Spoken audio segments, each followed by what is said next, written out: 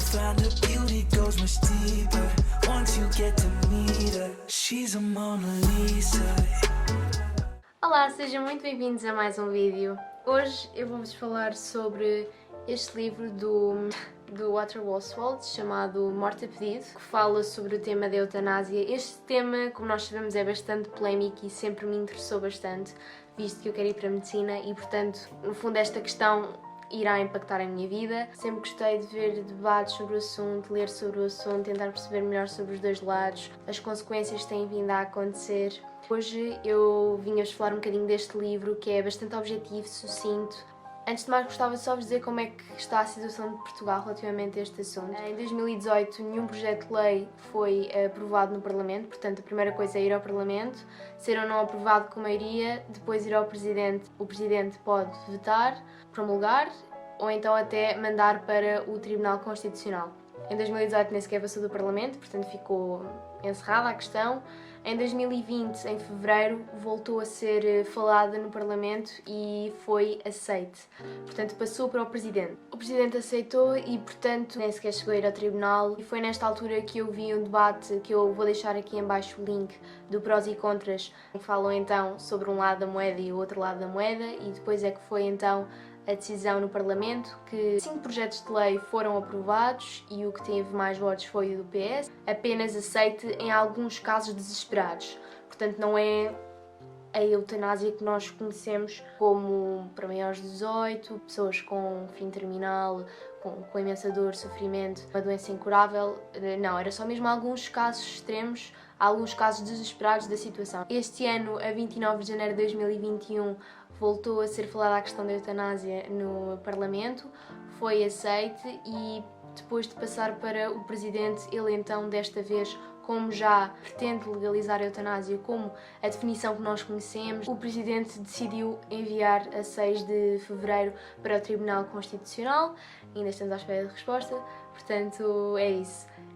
Neste momento em Portugal é assim que está a situação da eutanásia. Este livro começa-nos por nos falar o que é que não é eutanásia, portanto a ideia inicial é chegarmos a uma conclusão do que é, do que é que não é, para depois a partir daí conseguirmos falar, não é? Porque se não soubermos as definições do que é uma coisa e o que é outra, vamos estar a opinar de forma ridícula e sem fundamento. Também nos fala o que é distanásia, o que é o suicídio assistido. Uma parte muito importante deste livro é a experiência dos outros, porque nós sabemos que a Holanda em 1994 foi pioneira da eutanásia, legalizou-a. Depois também temos a Bélgica e Luxemburgo. Atenção que este livro é de 2016, portanto, eu também já estive a ver e houve mais países. A despenalização já se está a fazer em vários países e, portanto, o que está neste livro não está tão atualizado. Essa é a parte negativa do livro. Mostra que de 2016 até 2021 já há realmente bastantes diferenças, mas então fala-nos destes 3 países, Holanda, Bélgica e Luxemburgo, e as consequências que estão a haver da legalização dela, que é bastante importante, porque é como se fossem os países cobaia. Fala-nos também dos motivos para alguém pedir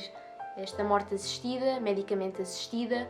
Muitas vezes as pessoas pensam que é só, em grande parte, a questão do grande sofrimento e da grande dor que é incurável. No entanto, este livro fala-nos de mais 2 razões, 2 motivos que impactam e que nós, obviamente, devemos levar em linha de conta quando estamos a refletir sobre este assunto. No último capítulo aborda-nos as consequências a longo prazo desta situação. Eles falam-nos de 5 consequências, uma ou outra também tem a ver com os países cobaias e os efeitos que estão a acontecer nesses países.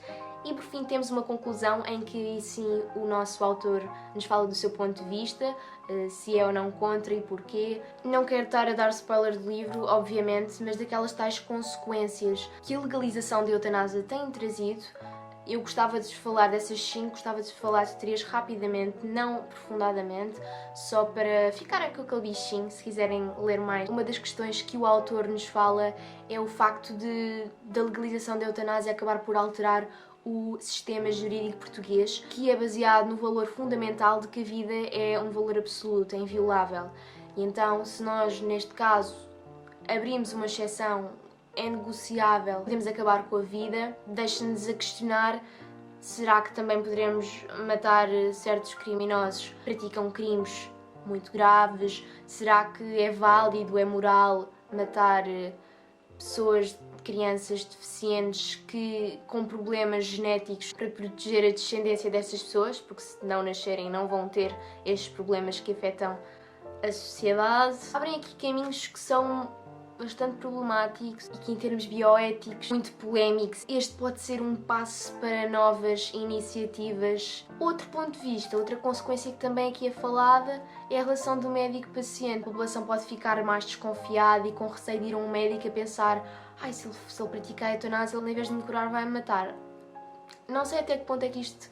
Ou seja, eu percebo, mas também parece um bocado demasiado. Também pode haver o outro lado da moeda em que pessoas que sabem que o médico pratica a eutanásia vão sentir-se mais confortáveis se essas pessoas acreditarem que a despenalização é mais vantajosa. Portanto, eu acabei por colocar aqui alguns post-its em algumas partes que eu achei importantes, ou definições que eu não conhecia, e eu acho que este livro é muito interessante, bastante importante. Professor catedrático aposentado da Faculdade de Medicina da Universidade do Porto e consultor do Instituto de Bioética da Universidade Católica Portuguesa.